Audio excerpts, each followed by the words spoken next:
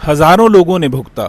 किसी की court hearings थी पर नहीं पहुंच सके, स्टूडेंट्स के एग्जाम मिस हो गए, interviews, surgeries, funerals, business commitments, और सबसे ज़्यादा इम्पैक्ट हमारे एथलीट्स पर पड़ा जो नेशनल गेम्स के क्रूशियल स्टेजेस तक नहीं पहुंच पाए।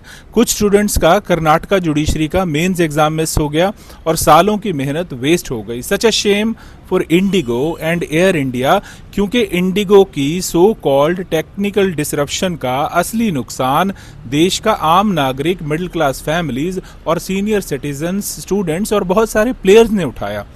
और सबसे दुख की बात कि लोगों ने हफ्तों पहले 4 से 10 हज़ार में टिकट्स बुक की थी, पर इंडिगो की मास कैंसिलेशन के तुरंत बाद पैसेंजर्स को फुल रिफंड का झांसा तो दे दिया और लोगों को लगा कि चलो पूरे पैसे तो वापस मिले, दूसरी एयरलाइन से चले जाएंगे।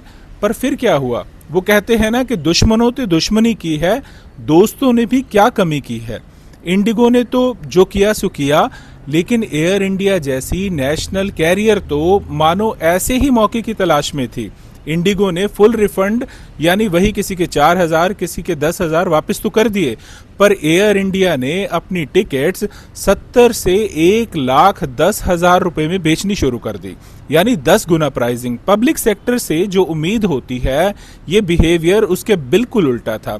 जैसे कोविड में अनेकों मेडिकल स्टोर वालों ने भी लूट मचा दी थी, 10 रुपए का सैनिटाइजर 100 रुपए में बेचा गया था। चलो वो छोटे दुकानदार हैं, मौके का फायदा उठा गए, 4 पैसे ज्यादा कमा गए। पर यहाँ एयर इंडिया जैसी मल्टी बिलियन डॉलर वर्थ वाली नेशनल कैरियर जब इस तरह लोगों की मजबूरी का फायदा उठाकर टिकट प्राइस 10 गुना बढ़ा दे, तो फिर ये सिर्फ लूट नहीं है बल्कि लोगों के साथ शरेआम दगेबाजी की बात है। लीगल एंगल से देखें, ये पूरा गेम कंज्यूमर राइट का ओपन वायलेशन था। कंज्यूमर प्रोटेक्शन एक्ट 2019 के सेक्शन 2 क्लास 47 के अंडर ये क्लियर अनफेयर ट्रेड प्रैक्टिस है। यहाँ इमरजेंसी ट्रैवलर्स को मैनिपुलेट किया गया और फेयर ट्रांसपेरेंसी का ओपन मजाक बना के रख दिया गया।